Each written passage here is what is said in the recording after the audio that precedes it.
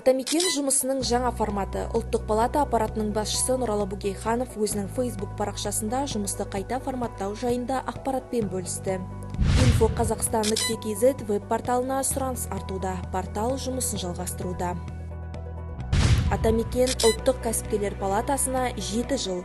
Ұлттық палата осы уақыт аралығындағы жұмыс қорытындысын шығарды. Толығырақ атамекен.kz сайтында. Қазақстан машина жасаушыларының 8-ші форумы онлайн форматта өтеді. Форум 2020 жылдың 17 қыркүйегіне жоспарлануда. Форум бағдарламасы smkz.kz сайтында жарияланған. Ұлттық кәсіпкерлер палатасының съезді 29 қазанда өтеді. Съезд бейне байланысты және онлайн дауыс беру жүйесін қолдану арқылы өтеді. Документолог электрондық құжат айналым жүйесі шағын және орта бизнес ұйымдарына, сондай-ақ білім беру мекемелеріне 12 айға дейін тегін қолжетімді. Акция биылғы жылдың 5 қазанына дейін жарамды.